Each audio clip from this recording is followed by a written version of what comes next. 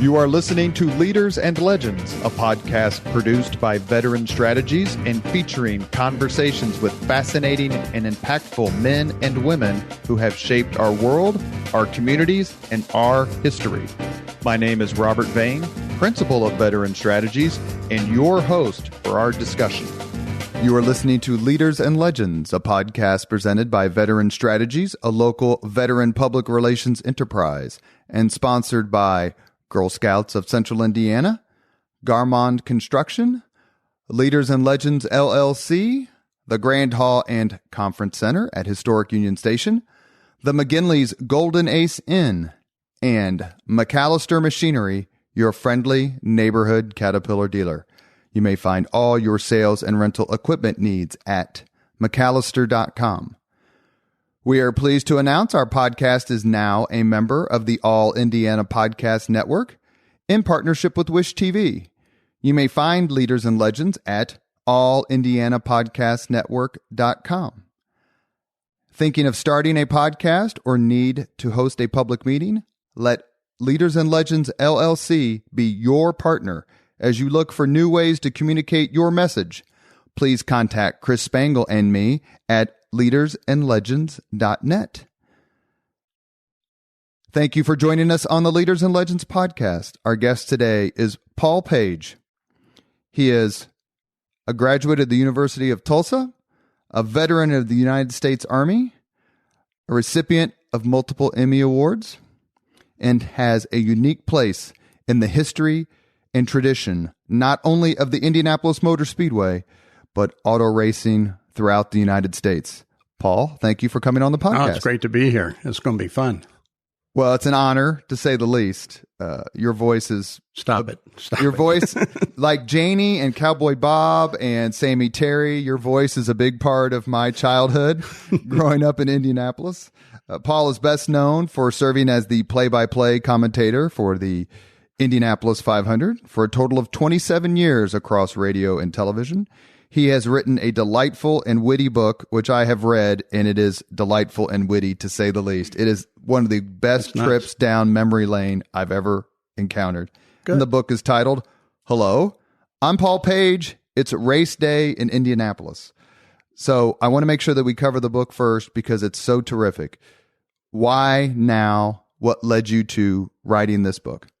Well, once I did on television my last 500, which was 2004, I didn't have much to do, and so I started writing the book with the idea that my career was essentially over and I ought to start it. And then ESPN put me on the NHRA drag racing series, so there's 4 years. I'm not writing a book. And then the Speedway asked me to come back and be the host play-by-play on the radio network. So now it's 2016, and I still have these chapters laying out all over the place. And a friend of mine, John Elrod, it's J.R. Elrod in the title of the book, he contacted me one day. We went over the Rathskeller, and he said, I want to write your book. And he's just a really bright guy, a really nice guy, lawyer. But he wants to be a writer, and now I think he is very definitely a writer. So when he got going, that's several years ago. And so we just actually finished it in January, having convinced myself that, after doing the 100th race, I probably ought to walk away. So we did.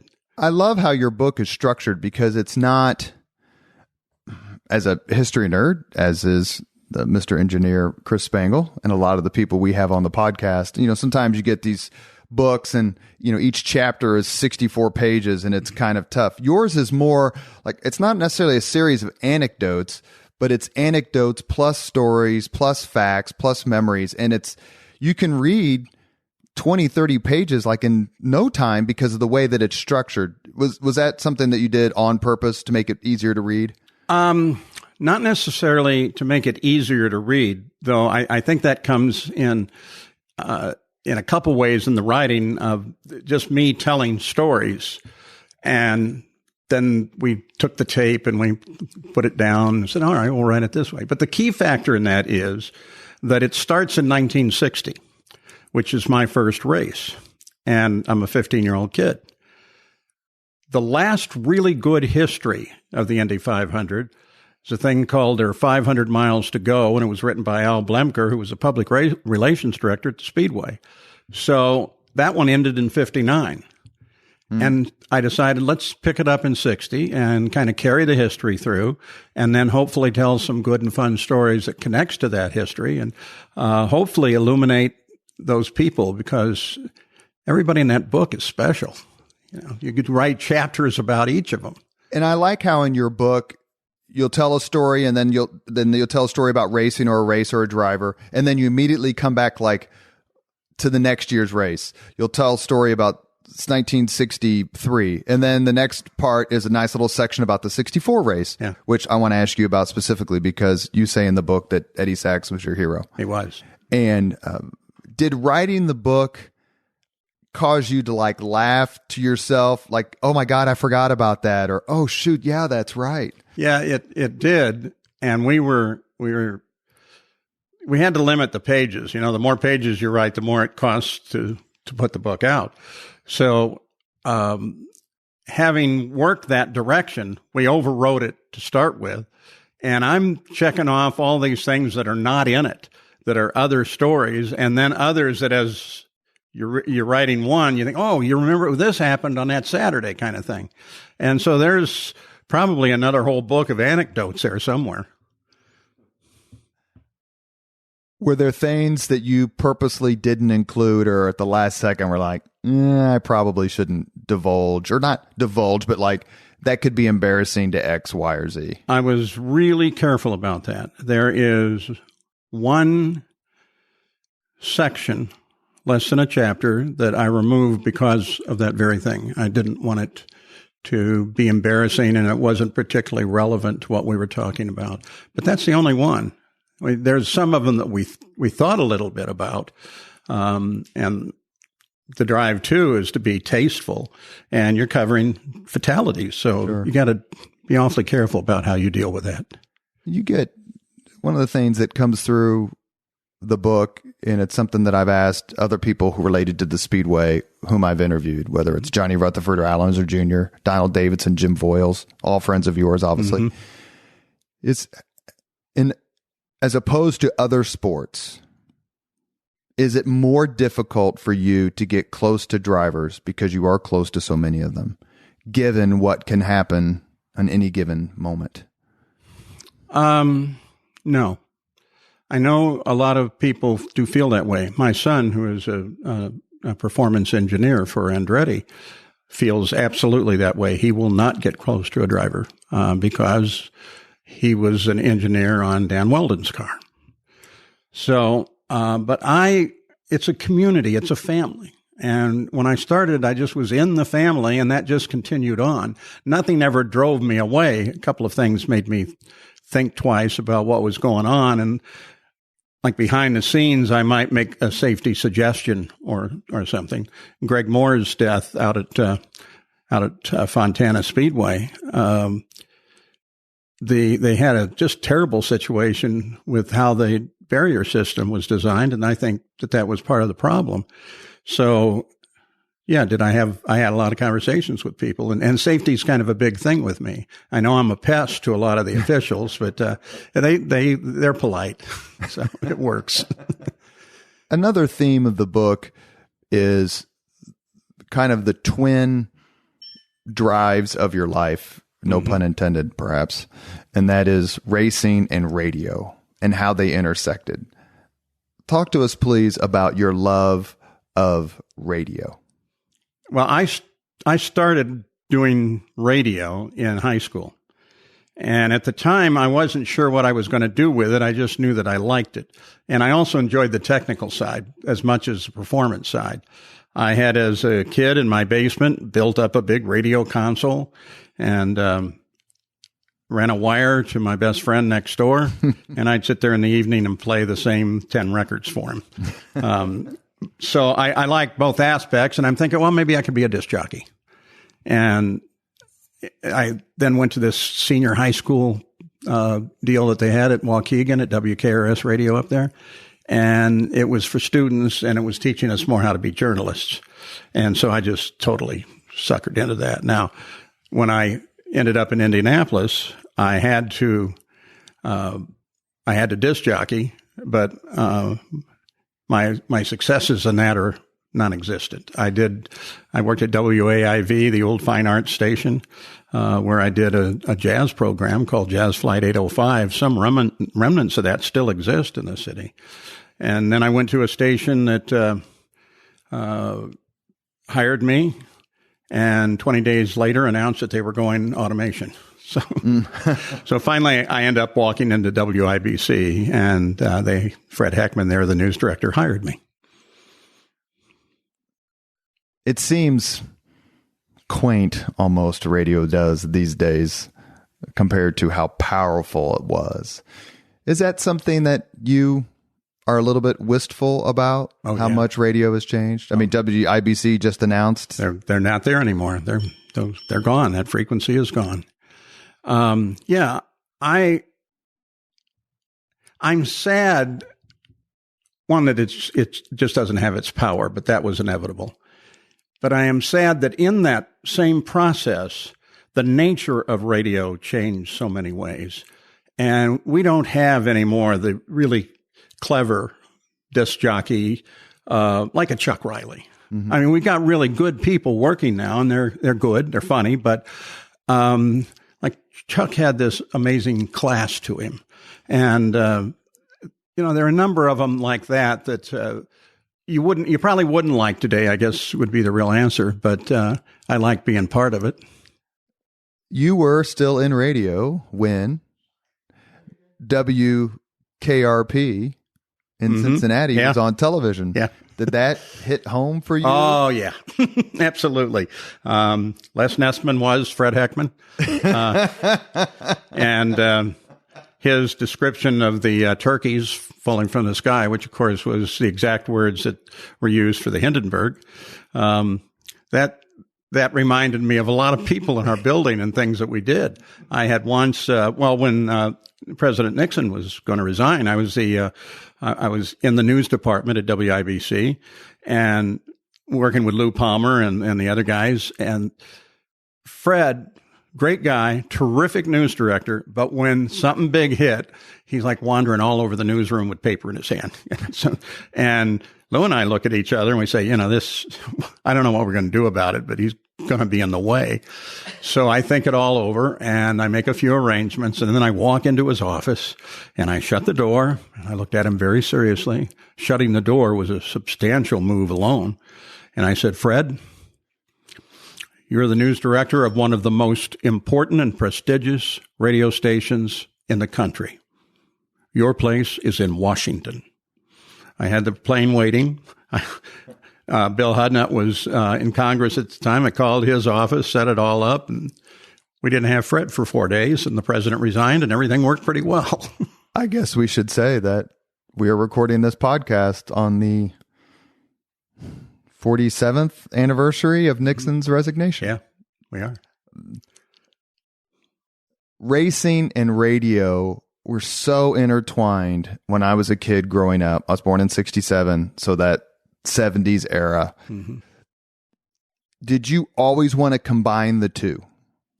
You mean television and radio? Meaning racing and radio. Oh. I want to be in radio, but I also want to cover the 500. I don't want to just do these other things. Well, when I came back to the city after the Army, I knew that I wanted to do something with racing, but in a way that might have been the hobby, because I also really enjoyed it. I ended up with that really great job on WIBC, but I suddenly realized I've got two things that I can combine here. I actually may be able to do play-by-play of auto racing. And so they mixed together at about that time. They weren't early on part of the plan. Were you here doing radio for the Kuritzis? Oh, yeah. Yeah. Because you mentioned Fred Heckman, and so I thought of that during your answer. In the book, Hello, I'm Paul Page. It's race day in Indianapolis. We talk about that because I was downtown right in front of the old FBI building on Pennsylvania and waiting for a couple of my buddies to come out. I'm going to have lunch. And over the car radio comes just as they come out that this guy's walking down the street with a shotgun wired to some other guy's head. So being there with the Bureau, I followed it all the way out to the far west side to the homes that he went into and stayed for several days. So I was definitely part of it. I would lay up on the roof of our building with the FBI snipers so I could kind of know what was going on. I could hear their radio. We didn't have their frequency. So, and then when he finally decides to come in and give it all up, he's going to make a statement. And that was cool. And he did. And then they take him down a side hallway off to my left. I thought, I wonder what they're doing. So, curiosity journalism. So I run around the building thinking maybe the patio door might be not shaded or something. And Karitsa steps out the door with a shotgun. And I like digging in heels trying to get stopped. And he fired the shotgun into the air. Yeah. And it was an arrangement that they made, but they certainly didn't tell me or I wouldn't have been there. We had Richard Hall on the podcast. Quite a guy. And it was a fascinating interview. He was very open, said that the only time that he really got upset, besides being scared, was when they cheered Karitsa's acquittal. Yes. At a Pacers game. Yeah. Which he was attending. That's not good. No. I've been with him a couple times. He was in charge of a Sigma Chi national convention here. And we used to do these little demonstration races at the Speedway with 4 to 6 cars. And so he and I had to plan this little race for all the people that were in town. And super guy, really a neat guy. And a terrific interview. I loved how forthcoming he was. You mentioned your military service. I wanted to ask you about that in a few minutes, but we can just bring it up now because one of the things that comes through in your book and doing other research is that you went to 12 different schools as basically an itinerant Army brat. Yep. And I've got the report cards, mostly with D's, to prove it. I was a military brat. And then, of course, that was an era when you either were going to get drafted or needed to join. So I didn't really want to get drafted because when you were drafted in those days, you were put in a line company, and so you're cannon fodder. So I didn't want that. So like our friend and former podcast guest, Sammy Davis. Oh yeah, Sammy. I know he's a good friend. He's one of my best friends. Yeah, he's a great man. Yeah, he really is. He really is. Did you enjoy your time in the service? I think I did. I have said to a number of people, I think basic training was really fun. So I've obviously blanked a lot of stuff out. I didn't have a lot of. Where would you go? Fort Knox, Kentucky. That's where I went. Yeah, did you? Yes, sir.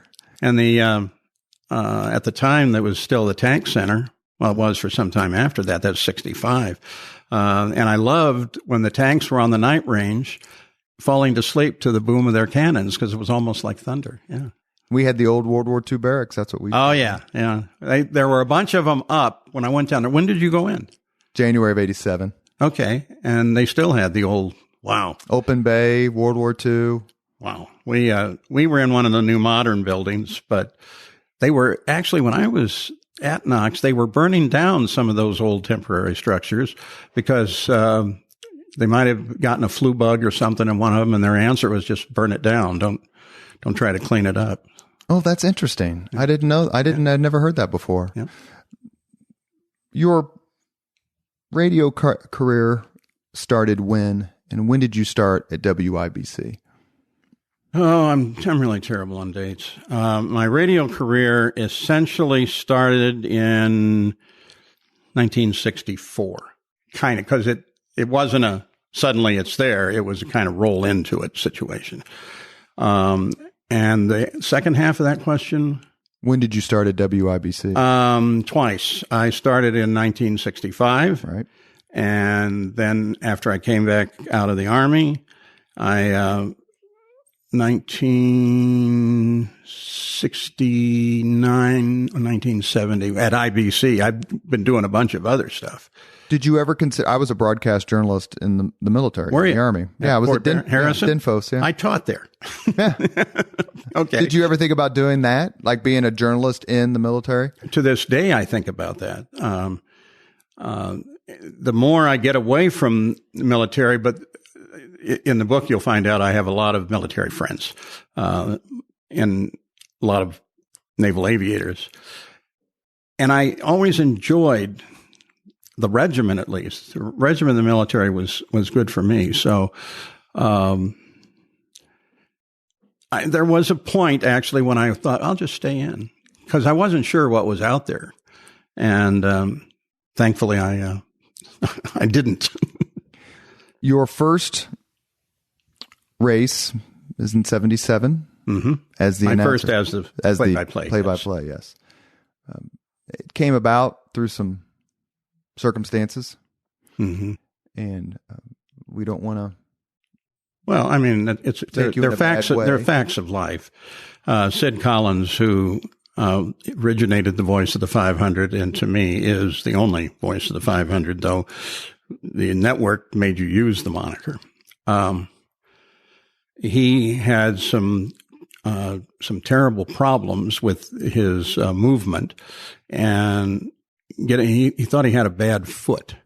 And none of his doctors were giving him good information. He just wasn't satisfied with what they were saying. So he went to the Mayo Clinic in 1st of April in 77, and they told him that he had amyotrophic lateral sclerosis, Lou Gehrig's disease. And that devastated him. And he started talking suicide almost immediately. And there were like 4 of us that were his friends, and we tried to watch him all the time. The psychiatrist said if he starts talking about committing suicide and says, I'm going to shoot myself, you say, oh, that'll be messy. Be matter of fact and straight up. And nobody expected that he would do what he did, but the morning before the annual radio network breakfast was when you got together for the first time in May, he decided he'd had enough and he hung himself.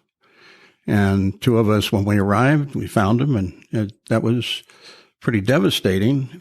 And for a number of reasons, I just lost an incredible friend. But also, he had intended during the 77 race to call the first half and then turn it over to me.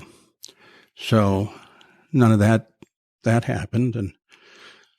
But Sid he's iconic. He was unbelievable what he pulled together. What he did was really not possible when he did it. What do you mean? Well, just from a technical point of view, we're seriously in the vacuum tube days in 1952, and there are no satellites. And to be able to do it, you had to have an engineer with you at each of the turn positions who had his own panel, and then that had to come in on hardwire lines. And there aren't enough people to do it. There aren't enough announcers at WIBC, which radio station, to do it. So he reached out to the other stations. He said, come on, let's all do this together. And so it always was a collaboration of all of the stations in town until I'd say probably 83, 84, somewhere in there. That late. Somebody was involved. Yeah. And not as deliberate as Sid did it, but the remnants of that just kind of rolled on. If this guy was an engineer and his buddy wanted to do it, then, yeah, okay, I'm done, but I'll tell him to use you. 77 was a pivotal year for you in many ways. Mm-hmm. You mentioned the death of Sid Collins. You call your first race as the lead announcer, the voice. Right. It's in probably one of the top 5 most famous races of all time. Yeah. Because A.J. Foyt wins his 4th when John Cox's engine dies or he has problems. What was that like, calling Foyt's 4th? You can hear like Jim McKay from the ABC, how he called it. But for you, like, I am announcing history. Well, obviously that's there. That's always there. One of the things that all of us say is you can't make a mistake on the Indy 500 broadcast in radio when it was the exclusive, which was up until 87. because you can't correct it. You have to wait a year to correct it. It's got to be dead right when you do it. And that's serious with me. So, in that race, John Cock is challenging Foyt. Well, as again, a hobby pursuit, I am doing parts washing and stuff at Gordon John Cock's shop, George Bignotti Racing, Patrick Racing. And so I'm kind of, wow, man, the guy that I know pretty well might win this 500. And I felt a little conflict there. And when finally the crankshaft broke and he came off of 4 spewing oil and stuff, I did have a moment of, but I realized I can't do that. Fortunately, Turn 4 was talking at the time. When that, to me, of that race, the most iconic image, and maybe, I'm not going to speak for all fans, but I think for a lot of fans, is the ride around the track with Tony Holman, who was clearly sick, ill, and AJ Foyt. There's always the joke that Foyt was his favorite driver. Mm-hmm. Do you remember that moment? And did you get a chance to talk to either one of them about that moment? I've never talked to AJ about it. I did talk to Tony a little bit about it, and that was just, AJ was part of the family as far as Tony was concerned, Mr. Holman. And he was just so happy. I mean, he was very, very happy about that. And there's a photograph. I didn't include it in the book, but there's a photograph from that day where one of our engineers, John Royer, is down at the end of the pits, and so is Tony. It's during the race. And John offers him some headphones to listen to the radio network. And so there's this wonderful picture of Mr. Holman with a broad grin on his face enjoying the radio network. And that made it special for me. You are listening to Leaders and Legends, a podcast presented by Veteran Strategies, a local veteran public relations enterprise, and sponsored by Girl Scouts of Central Indiana, Garmond Construction, Leaders and Legends, LLC, the Grand Hall and Conference Center at Historic Union Station, the McGinley's Golden Ace Inn, and McAllister Machinery, your friendly neighborhood Caterpillar dealer. Our guest today is Paul Page, the voice of the Indianapolis 500 and author of Hello, I'm Paul Page. It's race day in Indianapolis, which of course I can't say as well as you can. It's race day in Indianapolis. Was part of the opening moniker. Perfect. Is there a particular Hoosier leader or legend you admire? Well, this guy is a legend, though he passed. My real mentor, while we're changing homes and homes, I always got to come back to Indianapolis during the summer and live with my great uncle Harry Geisel, who was a major American League Baseball umpire. He umpired 3 World Series and 2 All-Star games, and he was on the plate when Lou Gehrig and Babe Ruth and all of the... Really? And at that time, the teams, the umpires, and everybody traveled by train. So there was always something going on, a party, and Uncle Harry would tell me about all that. So that's a great Hoosier for me right there. But there's so many great people in this state. I mean, ask yourself that question. That's so hard. We ask tough questions, Paul. Yeah, Leaders and Legends podcast. That one's a good one. Well, you have so many friends who've been on the podcast. Mm-hmm.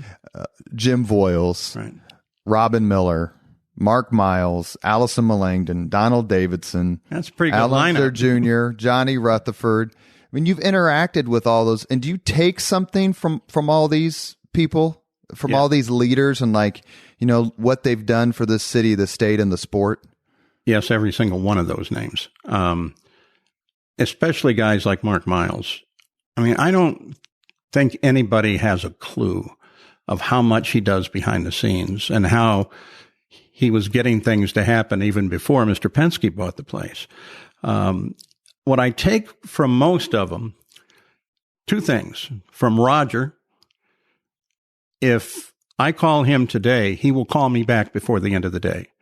That's the way he works. It's going to happen. It's not, nothing gets brushed aside. So I learned that.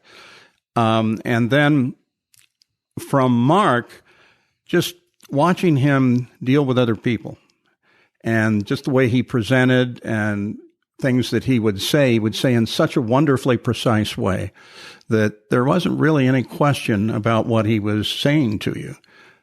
Where a lot of people, they're kind of vague, they dance around and everything. Mark is always to the point. To me, I've said this on other podcasts, he is the most impressive person, certainly of his generation. I'll go with that. Yeah, I'll go with that. And it's amazing, and it's no accident. I got to know Mark when I worked for Mayor Ballard. Mm-hmm. But the talent that is currently in charge of the Indianapolis Motor Speedway, Roger Penske, Mark Miles, Allison Melangton, Doug Bowles, I can't think of another organization in this city or state that has that much incredibly brilliant and creative talent at the top. I think I'd reach out to say the nation, not just the city and state. It is an incredible group of people running it. And each of them has their own different personality and bring different elements to it. But fortunately, they all fold together very well. And, Penske, I don't think we would have gotten the television deal for next year that they got with NBC if it hadn't been for Roger, because the best impression was that TV deal was going to go away. And it comes back with a much better deal than it was before. Roger, a lot like Mr. Holman was. And Mr. Holman could pick up the phone and call somebody, call a CEO of some company and say, hey, I need you to do this, and it would get done. Roger is capable of doing the same thing. He's got so many contacts, so many places that he can pick that phone up and call the president of Chevrolet or whatever and say, I need you to send 20 cars down here. Okay, they're on the way. Yeah, I would want to be on the other side of the negotiating table from with Roger either Penske. One of those two. Maybe if Kissinger was on my side, but that'd be about it. The other one there, of course, is Doug Bowles, who is the absolutely perfect promoter. Terrific. He loves racing. He has always loved racing. And so he's the right guy. And last year, with no people in the track, he walks across the street where a bunch of people were trying to watch the big screen from across the street, across 16th, and hung out with them. I love that. And one of the things that I brought up in the podcast with Doug and Mark, and of course, we'd love to have Mr. Penske on, even though I'd be nervous as hell, to say the least. So if you're listening, Mr. Penske, come intimidate me on the Leaders and Legends podcast, is how I have a son who's 20. He's a race fan like crazy, especially the 500. They have done such a good job of reigniting among young people a love of the tradition, the events, and then the race itself, which quite frankly has delivered in spades multiple years. The racing, especially at the end, is just phenomenal. Yeah, it had this race with Elio winning was like one lap he followed down the front stretch, and they are weaving back and forth. It's like two jet fighters going after one another. And of course, an incredibly popular win as well. I was waiting for Elio to get down off the podium where they were doing pictures for like an hour. And he came down and he still had the flowers, the wreath on, and he sees me and he comes right over and gives me a big hug. Now we'd spent some time together. I've got another photograph from another win of the same thing. Paul, but that was super. That was really super. I want to ask you several questions about individual races, but before we do that, it would be remiss of me not to ask the final question about 1977 and the helicopter crash you were in, which I remember as a kid. I remember it. Do you really? I absolutely remember it. And I also remember when Francis Gary Powers died in the U-2. Crash. Yeah. The U-2 pilot. Yeah. But yeah, that was in Chicago, I think, wasn't it? I can't remember, but I just remember that it was such big news. Yeah, I shouldn't have ventured out there. That was a moment in your life like that where it could end, and instead you flourished afterward. Mentally, without getting into too much maudlinness of detail, you write about it in the book. Right. There's a picture of the helicopter in the book. Yeah, so cool. You address it. That day, how did it spur you on to such great success afterward? Well, it was a near-death experience. everybody kind of downplayed for PR reasons how bad it really was. In my case, my left leg and ankle were up alongside my knee when I finally got to look at it, and big compound fracture. And it was bad. And it was touch and go for, a couple hours until, in my case, they got the orthopedic surgeon, Bob Bruckman, in to take over. And it was the days they didn't have what they have today, all the fixtures and plates and all that. And so he put me back together. And, that started me thinking about, am I really doing with this life what I should be doing? Cause I'd been kind of on cruise control. I'd gotten, I hit that height. I kind of finished up. I did the Indy 500. And so it really got me thinking about relationships with people and charities and things that I just ought to go out and find. I wasn't really curious for that year. And suddenly I realized you need to start getting involved in everything you can, grab the moment. And that's where I went. It seemed to me in reading about it, a lot of the details I didn't remember. Speedway was in the news a lot for quite a few years, whether it was Burger Chef or you're right. Or the bomber, Brett Kimberlin. Yeah. Is it how close you came to hitting the high school, which would have changed the entire narrative of the story?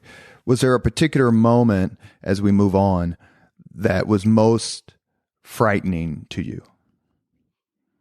No. What happened was a gear in the pinion shaft at the base of the main rotor, the gear that connected the main rotor to the engine, disintegrated. And so we're flying and we hear this big crack, and we're over the speedway, the north end of the speedway at the time. And pilot and I looked at each other, and then another crack. And then I realized I'm looking at the tip of the rotor blade and it's not moving. So, that famed auto rotation, we don't have any of it. In fact, I think in the book, I say we were a homesick brick. Yes, I think that's right. But the serious side of that I didn't get that much into was that I'm looking at a high school, and I really thought we were going to hit on top of it. I was not thinking about death or anything. I was just, this is a matter of fact, we're going down and we might hit that school. Luck had it that the helicopter traveled just beyond that, and we hit on the track of the football field. So we missed the school, and it was a pretty good crash in the fact that there's a fire station about 200 yards away who saw it and came over right away. But I never particularly reacted, if this is what you're asking, with any fear. I wasn't afraid of anything. All of that, surgeries and everything, just matter of fact, is you're going one thing to the other. And the next time you went up, did you feel somewhat, in a way, like the race car driver who gets back in the car, in the cockpit, after some horrible crash? I think you could make that analogy. I just wanted to get back in a helicopter. I just wanted to get back flying. I'm a terrible aviation nut. And I think my family thought, oh, he's not going to get in an aircraft anymore. And I think it was 3 months later, I was back in the WIBC helicopter as a guest. And you name an aircraft, and I've probably flown in it, or, I really enjoy it, or flown it. So, yeah. That is very race car driver-ish. Maybe. What's your favorite race movie? Turbo, since I'm in it. No. That's called a layup. Yeah, no. Actually, Le Mans is the best film I've ever seen done on racing. And second would be Grand Prix with Jim Garner. Who was a huge 500 fan. Yeah. Huge. Oh, he drove the pace car several times. He did, and he'd hang out in the old timers room, and that's when the whole motel was there, and there was a swimming pool at the motel. So quite often after twilight, we'd all go over and sit around the pool, and because everybody that was anybody in racing was staying in that motel, and you'd see Jim coming back, just walking. He got a bag of McDonald's in his hand, heading for his room. He was plain as dirt. He was just a good man. And that was actually operated by Jim Dora Sr. And I know you know the correct. Dora family. Yeah. Jim Dora Jr. hired me for my first job out of the Army in March of 1987 as a front desk clerk, and now I sit on the board of directors of their company. That's cool. Isn't that cool? It's a nice journey. It's a terrific family, and Jim Dora Sr.'s contributions to Indianapolis are legendary. I don't know if it's clear on the pictures that are in the book, but Jim Dora and C.B. Smith, his partner, sponsored me in my Formula Ford race car. I didn't know that. I don't know if Jim Dora Jr. knows that. I'll have to tell him. It was carrying a Holiday Inn on it. And in fact, CB bought, then they didn't really exist, a really nice motor coach, a GMC motor coach, so he could go around to the races. And so and Jim, they both were, they were nice people. Before we get into some other parts of your career and some favorite races and kind of some rapid fire questions I want to ask you, this is something I've asked other guests, and that is, when was your pinch yourself moment?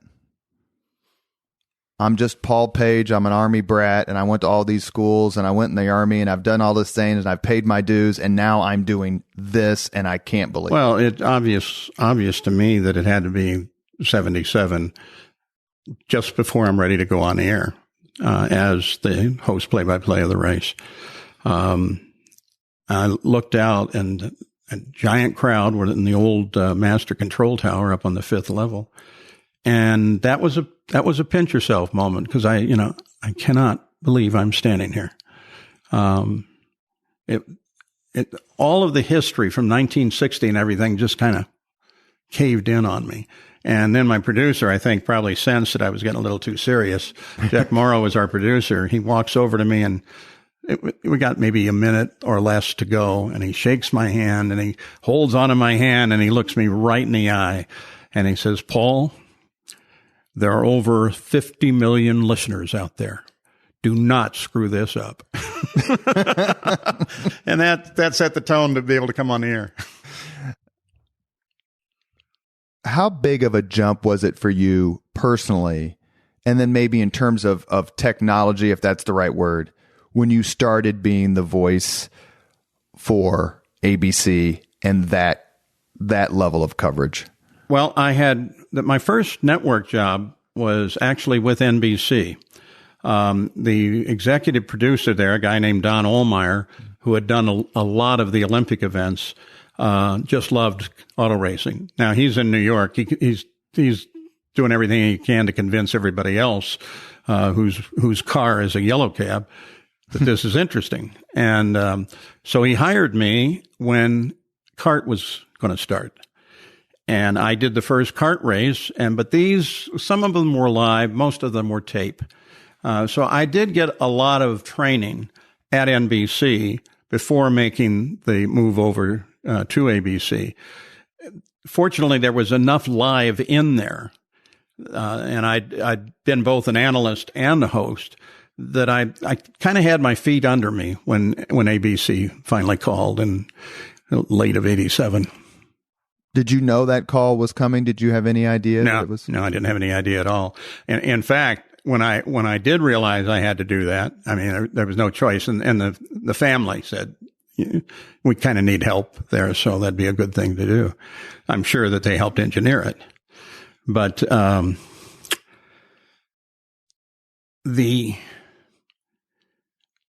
that transition itself, not difficult, but NBC never had an event on race day. So I could do NBC and then I could do the 500. I remember one year actually getting on a plane the next morning. If the race had gone a second day, this might have been an issue, and flying to Budapest to do a bunch of different events in Hungary. So those were fun days when you did a lot of different stuff. And for part of that, there was Johnny Rutherford with me, and then later Bobby Unser. We were all at NBC before Bobby and I went over to ABC. 1977, your radio gig, you announce A.J. Foyt's fourth victory. Yep. 1987, your television gig, you announce Al Unser Sr.'s fourth victory after, I think, Mario Andretti led 185, 187. He dominated that race. And then, so Did you kind of laugh at the symmetry between the two? Yeah, there's some karma there. I did. I absolutely did. It's and there are other similar situations for me. I might be on a more personal level, but yeah, you look and say, "Whoa, this happened 10 years ago, exactly this way, and pretty much here." Exactly. What I was thinking when I was doing the research was not only that particular coincidence, but the fact that Mario wrote the intro, the foreword for your book.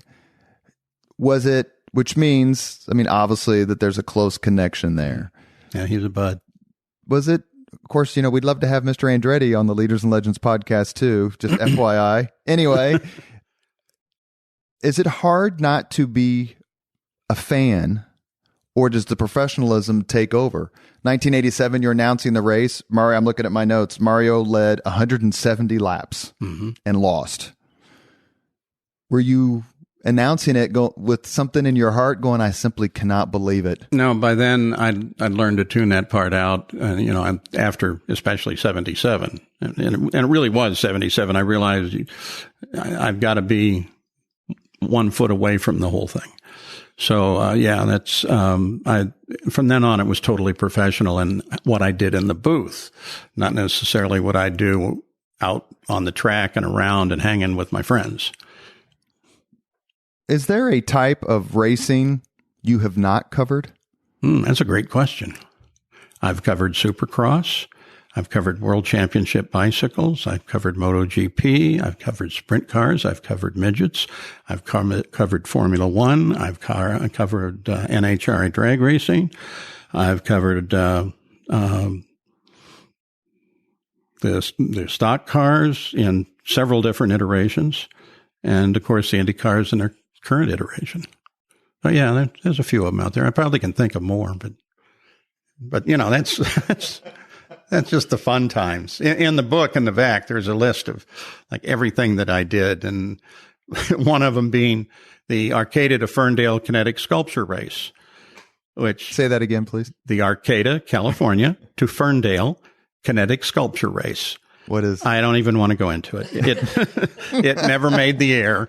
But it was fun to be there. And then, of course, the Nathan's hot dog eating contest. I was just getting ready to say that. You made the Nathan's hot dog eating contest sound like the Mears John Cock duel in 1982. What was it like covering that? I mean, were you just kind of like, I can't believe I'm doing this? When they first called me and told me that they'd like me to do it, I didn't quite understand really what they were saying. To everything. Oh yeah, sure. Because you really had to do it. Sure. You're not going to say no. And it took me about 2 hours to call back through the right people to say, what is this? What are we doing? And it turned out to be so much fun. And, everything that you do in that is tongue in cheek. In fact, I remember my very first show, the Shea brothers, Rick, who was in the booth with me, and George, who was the guy with the huckster hat and, the big, what we call a sermon opening. They came up with, to start, they shouted, "Gentlemen, start your enzymes." And they were fun. And it was good in a number of ways, as many of these events are. And I don't want to go too long on this, but you're in New York and hit Broadway. I mean, there's no preparation on a show like that. We show up at 10 o'clock the morning of the event and do it. So you're in New York and you're on Broadway and you can, hit a few shows. And then the really great thing about it's always on the 4th of July. So I would book a flight leaving JFK at about 8:30, or at least past 8. And the reason I did that was all the way home, you're looking down on all these fireworks displays across the country. And those are the little moments that are also fun. Leads me to another question I was going to ask in a little bit, but I'll ask it now since you brought up a national holiday. How much more special is the 500 because it's Memorial Day weekend? Well, to me, coming from both the military background, which I think makes you patriotic automatically, Memorial Day is always so significant. both my parents are buried in Arlington, and I go out and put flowers on tombstones out at Crown Hill. It's just, and it's appropriate too, because of the courage shown by your everyday soldier and the courage shown by the drivers in the 500. So that was a nice connection. I don't know how strong it is, but it's one I believe in. My son, who did 2 tours in Afghanistan, I took him to a 500 once, and I said, "You may not enjoy the race or racing." It was when Helio, I think, won his second, and he just couldn't believe the display of patriotism. Even though his mother was career military, he's like, "I didn't expect it." I go, "That's the heart of the race." Yeah. It always, that stops me. Taps totally stops me. In fact, if I had to come back on the air after taps, I wouldn't be really good for a little while.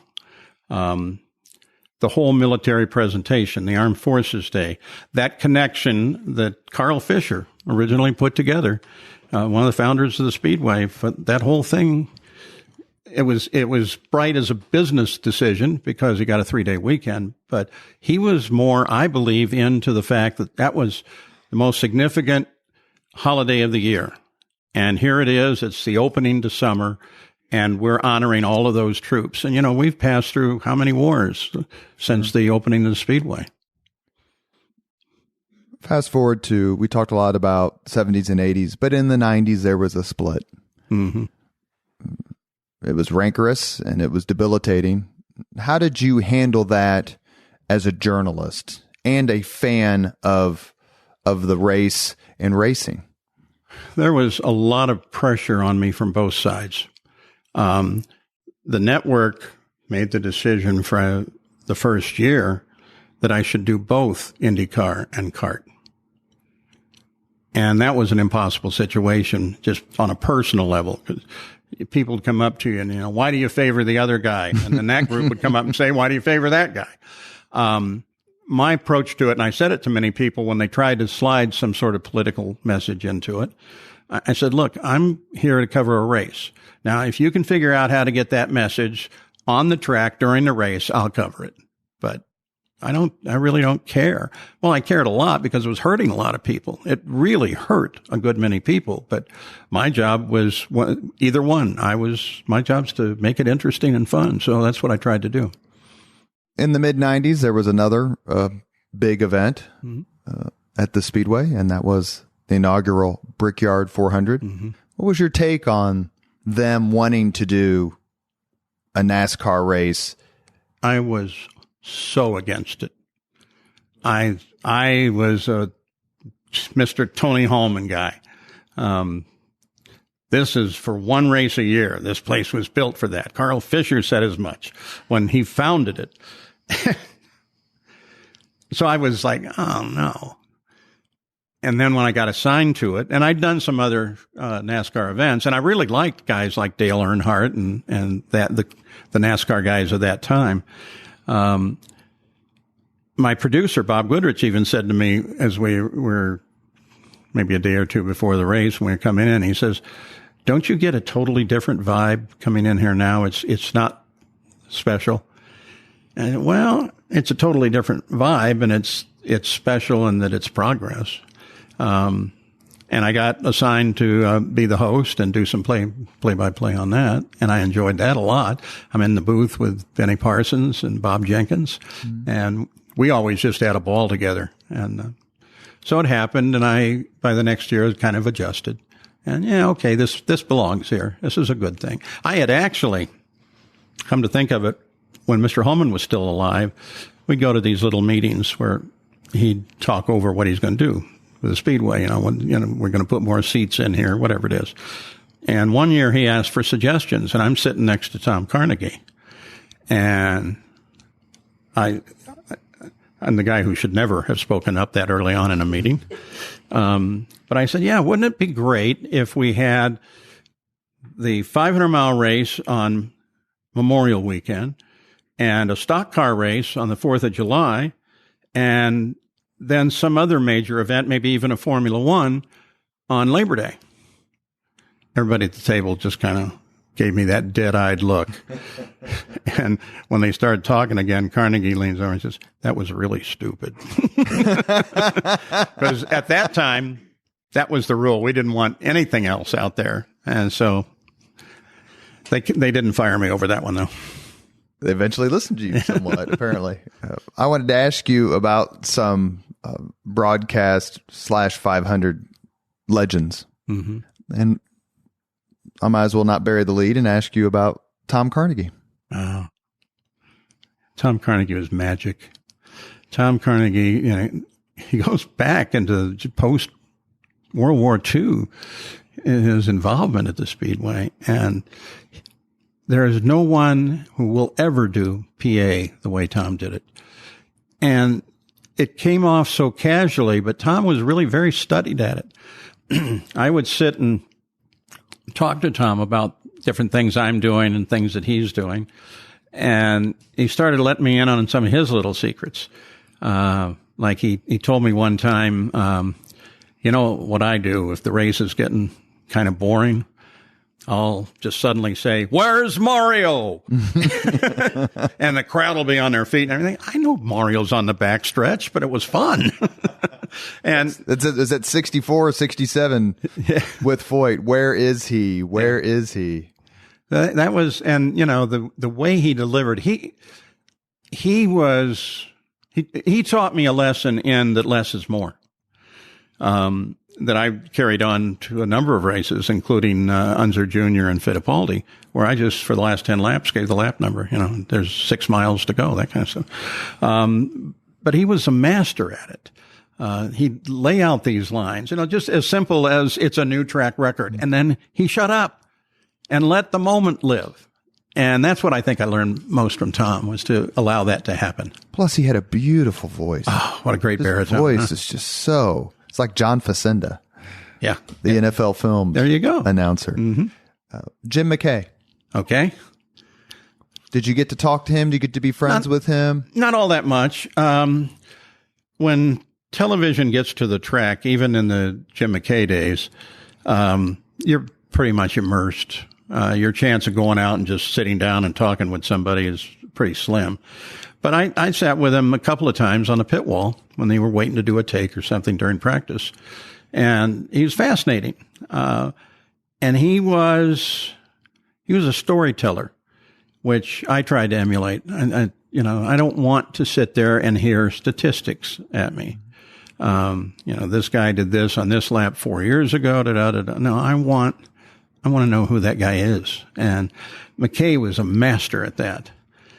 Interesting, his son is Sean McManus. Mm-hmm. Sean McManus was a spotter for me at the first Caesars Palace Grand Prix because he worked at NBC. And by the way, my analyst on that show was Roger Penske. Well, Sean McManus today is the executive producer for CBS News and Sports. Mm-hmm. And for a while, he was actually my agent. So, watch him come through. And he was adopted, so you talk about lucky. But McKay, yeah, he was a master. He knew what he was doing. I don't think we have shows, maybe the Indy race, maybe the Kentucky Derby, but we don't have shows that really would fit McKay anymore. Just because they're not into that wonderful long on-camera narrative that he was so good at. And the wide world of sports model. Because you did announcing for Sports World, NBC's Sports right. World. And Wide World of Sports, that's right. WWOS. I actually, for a while, was in that open where Eddie the Eagle is flipping off of the ski jump. Vinco. We had a shot of somebody, it's a from the wall shot of a race car hitting the wall. And so I had to record, wow! So I was in there for a bit. The person you allude to very quickly in your book is Eddie Sachs. Mm-hmm. Called him your hero. Yep, absolutely was. he was the focus of my first race for me because he was such a huge figure and huge publicly. So in 1960, he's just a natural person to latch onto from my point of view. And I loved his antics. And even though I'm just arriving and racing for the first time, I know a lot about him and that he's a fun guy that apparently knew absolutely nothing about racing, but he was there. He was like John Cox the same way. You ask them what that car is doing and they don't have a clue, but I'll drive it really fast for you. So Eddie really impressed me. And so after that first race in 1960, I wrote him a letter and I said that, I was really impressed with him. I was a fan and, what advice might he offer me if I wanted to get in racing? And he wrote me back. And he wrote me back on this Champion 100 Mile an Hour Club stationery, that was a big deal to be a member of that then. And essentially, he told me that if you do what you have a passion for, then you'll always succeed at it. But I didn't put this in the book. He also said, yeah, but you really have to be fun too. You have to enjoy it. So I'm right over on that wall there is my Eddie Sachs Award, which was pretty tearful moment getting there. And you were there in 64? Yes. When he perished along with Dave McDonald. Yeah. And which is, I hate to say, one of the worst crashes. Oh, it was horrible. I don't think there has been one. I wasn't present, obviously, for a good many. But of the ones that I've seen, which start in 60, and that I've also seen elsewhere, that without a doubt just totally blew me. I was sitting in first turn with my family, and the field came rushing past, and we're waiting for him to come out of 4, that wonderful anticipation, and I could see Jimmy Clark coming out of 4. I could see that far in those days. And then all of a sudden right behind him, this giant bloom of fire and then black smoke, and place went quiet. And Clark finished that back to the 4th turn and stopped the field. Everybody knew you weren't going to drive forward in that, but he got out of the car and was holding his hands up to the other guys coming down. Yellow, of course, was already out, if not the red. But I think the red only showed at that time at the start finish line. So it was horrible. I mean, Dave McDonald was a great California kid, wonderful sports car driver, just coming up in the ranks, driving for Mickey Thompson. And he lost it coming off the 4th turn at the conclusion of the first lap, which is one of your great trivia questions, by the way. What lap did that occur on? It occurred on lap 2 because Clark was already across the line. It's the leader lap that you count. So if you want to win a contest, there you go. I'm calling Donald Davidson when I win. That's a little comic relief because this situation is.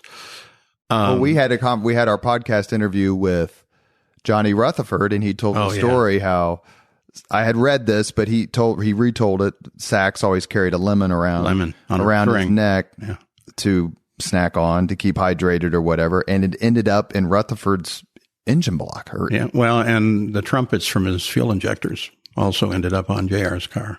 And JR, he was just so lucky, he was right behind. And when Eddie hit, it lifted the back end of his car way up in the air, and Rutherford believes he passed under it, which is pretty likely. So it was a long wait. The crowd was just dead quiet. And that gave us too much time to think about what we just saw. And I was watching a documentary, and Jim Phillippe, a famous Indianapolis Motor Speedway icon, said that's where you just look away. Mm-hmm. Yeah. Oh, yeah. You run in, especially if you're doing this professionally, there's things that you look at and you say, Dale Earnhardt's crash at Daytona, everybody was, it's just a little crash. Yeah. But the turning moment in that crash, I was like, that's really bad. And it turned out to be really bad.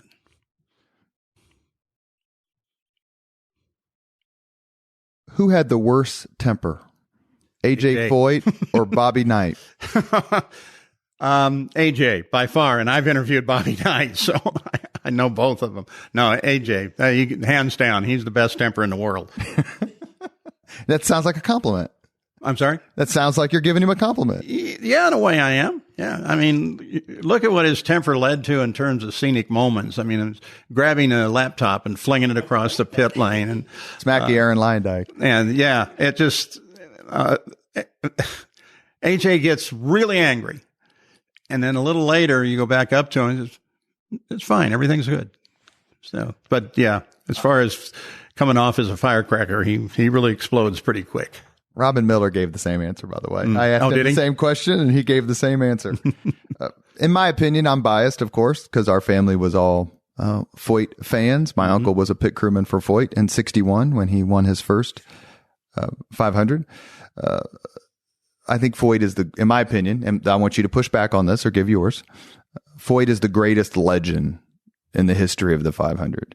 But it would be far off the mark to say that Al Unser Sr., who's led the most laps, or Rick Mears, who has the most poles, and they each have 4 victories, that either one of them had the greatest career on the 2.5 mile oval, leaving Elio aside for just 1 second. So you're really asking between Rick and Al? I'm asking you, I guess my question is, if I contended that AJ Foyt was the greatest legend, would you say, yeah, but, or yeah, or no? I would say if you contend he was the greatest legend, absolutely. Now, I'm drawing a distinction there. Mm-hmm. Is he the greatest driver at that track? No. He won 4 races that he shouldn't have, and he lost 4 races that he should have won. So, as a legend, yeah, absolutely. Best driver? No. Rick Mears, far. Rick Mears was better than all of them. It seemed like every year Mears either won it or was on the pole or was on the front row for like 15, 20 years in a row. And here's a guy that really wanted to be a motorcycle racer, and his parents wouldn't allow it, so he went into Indy cars. He's just as calm and nice as you can be. He's enjoyable to be around. He sees so much stuff. I went out to their place in Bakersfield once, and Rick's laying on a couch, and his brother Roger was there, and Rick's just got his eyes open. He's laying on a couch. He'd been there for an hour or so. And his brother said he's just visualizing laps at the Speedway. He's figuring out what he's going to do. And a neat human being. I really liked Rick. How was it when you would go places and bring up the 500, how people reacted to it, or when you would talk to people after their first Indianapolis 500 as either a driver or a fan, and just how they talked about it. I used to work for Jim Dora's hotel, the Holiday Inn Airport, and in the 90s, and people would come stay there. Pennzoil was actually the company that usually had a lot of people there. And you would talk to the people as they're checking in and say, is this your first 500? And for the people who said yes, I would always say, I'll be here Sunday night. Just let me know. Let me know. That's good. And it was there wide-eyed, like they couldn't believe what they had experienced. Mm-hmm. Did you get that a lot when you talked to? Yeah. And in fact, part of what I used to do when qualifying was a big deal and I had a guest, I'd like keep them away from, I'd take them through a tunnel and then maybe up to the ABC compound or it would have been radio compound in those days, radio office. And then I'd wait and I'd walk them out and kind of suddenly expose what was then an enormous crowd. And they're all like, oh, I don't believe it. So, there's another side to that. And I touch on it in the book, though my co-author didn't want to touch it as deeply as I did. It's truly a global event. I mean, I'm in Moscow and I'm introduced as Indianapolis guy and 4 or 5 of them, oh, Indianapolis, that happened everywhere in the world. I was actually in a place in northern Australia, a little, by the sea, wonderful little village. And I'm talking to my wife. We're standing at a bus stop. And some guy says, that's Paul Page. Really? Here? So my voice, I think, can get me in a lot of trouble sometimes, too. Favorite driver who never won the 500? Or you could say best driver who never won the 500. Either one.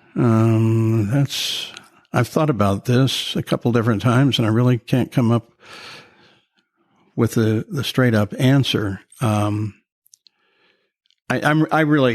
guess I really go back in history and think that probably Jimmy Bryan would fit that mold. And modern day drivers, I don't know. I'd have to go way back to find that guy. Do you have somebody in mind? Michael Andretti would be the first name that came to mind. I mean, he had some very great races. That maybe I should have said that, and it didn't pop for me. I was looking a little further back. I guess we all rooted for Jim Hurtubise every year. Oh yeah, good old Hurt. What a guy. Most heartbreaking loss you called? For me, it was actually Nigel Mansell. He had the race totally won. He was such a precise guy. He was so good at what he did. Which year? I told you I don't do dates. I don't know my birthday. Don't ask me that. And I can't dredge it up for you. But nevertheless, he's dominated the season. He broke the lap record at Phoenix. He sits on the pole at Long Beach. I mean, everything's him. And he had the Indianapolis 500 totally covered. And then he makes the tiniest of mistakes and just barely hits the wall, just scrapes it really. Day over. That was because I guess too, because I knew him personally, and I knew despite the facade that he puts on as the great world champion, Lionheart, and all that, that one I know really blasted him. He was down a long time about that. The 1982 race. We were looking at some of your memorabilia here in your house. Your favorite race? Favorite race because of radio and what we did with it. Yeah. You're talking Mears Johncock. Yes. My very first 500. And if you go on YouTube and you watch the end of the race, all the comments are about, why are they showing Mears' wife? Exactly. They're not showing the end of the race. Actually, that's a question I asked when I went to ABC, especially since in those days it was delay. And they had every chance that lap probably wasn't cut that way because there was always a master cut. So yeah, But your favorite race, your favorite ending, even more than 92 with Al Unser Jr.? 92 was my favorite TV race by far. Not only because of the outcome and the excitement of the outcome, but the fact that I think as a broadcaster, I was very careful. I didn't talk too much. I was actually feeling the same excitement that the crowd was. And so that would be my favorite TV. My favorite radio was Mears and Johncock. And what made it special, again, as a broadcaster, was we all had these old electronic watches. And everybody had them. It was the fad that particular year. So I had one. And during the race, I'm using it, and I'm clocking intervals and everything, something you couldn't do with a mechanical stopwatch very efficiently. So I realized about the 189th lap or so that the closure between Johncock and Mears puts Mears alongside Johncock at the white flag. So I got on our circuit that I can talk to the announcers on and not be on the air. And I said, here's what's going to happen. And this is what we're watching for. We know Mears has a problem with a car, but he is still closing. And so we're going to focus on nothing but that. And we did. And that last lap, I think, was the finest lap ever called by the radio network. Everybody was just so over it. And we were, I think, not just that we liked it professionally and personally, but that it made all of us happy to see such an incredible thing happen in front of us. The interval part that you mentioned was the most heart-pounding event I've ever witnessed personally. Because everyone, you could tell that he was getting closer. Mears won the pole. That was the famous or infamous, perhaps, race where Kevin should we call him Coogan as Foyt did, or no? He's Kevin Kogan. Yeah, Kevin Kogan's car mysteriously creates this drama, this crash, knocks Andretti out. He's out, hits Foyt. But there's the beautiful ending of how Mears is reeling him in, and it's like, is he gonna run out of laps, or is John Cat gonna run out of room? You might want to go back to the crash at the start and look at the video a number of times. You may not end up thinking that it was all Kevin Kogan. Of course, when Foyt went after him, that pretty much cemented it. It was his fault no matter what happened. But that was screwy. And Andretti went after him, called him a child, or that's what happens when you have these children. A lot of things went on, including that car was covered and never seen again. So did it have a mechanical? Why'd they get that car why didn't they have it in the garage so you could see it? Everybody else did, you'd walk by at the end of the race and you'd see him. Mario was, almost in the first row before the flag came out. So a lot of little things that happened at once there. Go back and take a look at the videotape. Let me know what. We have reached the point in the Leaders and Legends podcast where we ask the same 5 questions of all of our guests. Our guest today is Paul Page, voice of the Indianapolis 500, author of Hello, I'm Paul Page. And it's race day in Indianapolis. What was your first job? At all? At all. I was a busboy. I was in 8th grade, and I was a busboy at the Officers Club at Fort Sheridan, Illinois. What was your first concert? Believe it or not, the Beatles here. Oh, you're kidding. Yeah. Mark Miles, when we had him on, he wasn't at that concert, but he lived in that neighborhood, and the Beatles drove right down his street. Yeah. On the way to the concert. Well, they were at the motel at the track. Yeah. So that was, that was the totally crazy day where the girls were just screaming all the time. And I'm sitting, I actually conned my way backstage, and I can't hear them because the crowd is so noisy. But yeah, that was my first concert. I'm a big Moody Blues fan, though, as a number of us are. You and Mr. Bill Benner? Mr. Benner, yeah. If you could suggest any book for someone to read, which book would you recommend? Hello, I'm Paul Page. Actually, to get a really good sense of the race, John Orowitz just finished a good book called The Indy Split. It's well thought out and studied, and it talks about the split. I recommend that book because it does give you an understanding of that period, and it's so well rehearsed or so well researched. Mm-hmm. I would really recommend that people go back and find that book, 500 Miles to Go by Al Blemker. And at the same time, Gentlemen Start Your Engines by Wilbur Shaw. Those kind of set the tone for the golden era, which to me is still going on as a golden era. Robin and I argued about this once, that the golden era was the Roadsters when we were there early on.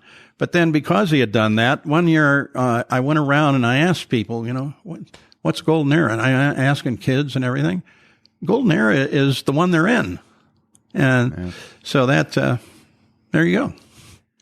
If you could witness any event in history, be there in person as it happens, which event would you choose? You're really good.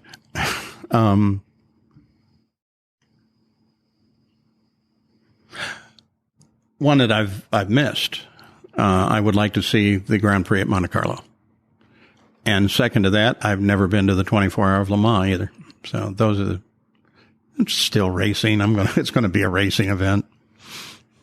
If you could have dinner with anyone living today, 2 hours off the record, whom would you choose? Who would that be? I guess it would be Penske. Off the record and candid. We're tangential in a number of ways through his career and my career, but always friendly always answering me, always courteous to me. And, I was more than welcome to walk up in his trailer at any time. But I'd like to really just sit down with him and say, hey, what about 73? And hear him talk about it. Because, and I assume most people know this, but he is desperately in love with motorsports. Always has been. Yeah, he's made a business out of it, but he loves racing. And I'd like to hear what he has to say about that. You mentioned 73. Why particularly 73? That was the era when they were first arriving at the track. What was it like? Roger was a race driver, first guy to put a sponsor on a race car, figures. So I think when he first came with Mark Donohue, that would be I just start with that. I'd like to hear what he was thinking all the way through a lot of things. I'd like to know what he was thinking when his team did so poorly in Nashville, because there's a television shot of him. He's in the background walking down the track with not my favorite look on his face. 3 other very quick questions, and I promise to let you go. I really love how much time you've spent with us. I mentioned a name a few minutes ago, or a few minutes before we started the podcast, and I want to mention it again because he comes from one of the best Eastside families there is. And he and my brother Michael were truant together for the month of May for several years of high school. Good on him. And that is Scott Roembke. Oh, yeah. Scott, I guess Scott's primary claim to fame on the record as a truck driver for when I first ran into him was with Ray Hall. But he's so funny. And you ask him a question, here he is. He's a member of the crew. But you ask him a question, and he will give you a super answer. Why is this happening to these cars? And he'd just go away. And he was always funny, always good to see him coming down the road. Is there a 500 you wish you would have announced? Yeah, 1911. I would have been a killer. Is that when Ray Haroon invented the... That was pretty much it, yeah. Invented the rearview mirror. And a last question before we let you go. Who was your most favorite celebrity you saw at the Speedway? Oh, there you did it again, as I've seen a lot of celebrities there. I don't know if this counts, so I'll give you 2 of them. Paul Newman certainly was very big when he arrived, and always was big the whole time he was there. And then the other one would be Jim Gardner, of course, because he's just so friendly. And then actually, Yeager, the general who broke the sound barrier, who used to also come hang around the old timers room. He's a celebrity, and he was just awesome. He just, I have no idea how he figured that out, but he did, So David Letterman? Yeah, but Dave and I more on a personal level because we worked at Channel 13. Right. And then he was working down on the little radio station on the South Side. And then he made history. And I went to the comedy club in L.A. when he was playing it. And we got a different kind of bond then. We were now 2 pros who had essentially made it. Right. And so we kind of approached each other on that. My favorite thing with David Letterman was when I was with NBC, we're doing a lot of our voiceover work out of the Burbank studios. And that's where the Tonight Show was done. And it was during the transition time. So the reserve sign said, Johnny Carson. But parked in that space was Dave's red pickup truck. You have been listening to Leaders and Legends, a podcast presented by Veteran Strategies, a local veteran public relations enterprise, and sponsored by Girl Scouts of Central Indiana, Garmond Construction, Leaders and Legends LLC, the Grand Hall and Conference Center at Historic Union Station, the McGinley's Golden Ace Inn, and McAllister Machinery, your friendly neighborhood Caterpillar dealer. Our guest today has been Paul Page, voice of the 500 and author of... Hello, I'm Paul Page, and it's race day in Indianapolis. Thank you very much, Paul, for your time. Thank you. It was really good. Really fun. Thank you very much for listening to Leaders and Legends, brought to you by Veteran Strategies Incorporated. If you want to contact us about this program or our menu of public relations services, please send us an email at robert@veteranstrategies.com. That's robert@veteranstrategies.com.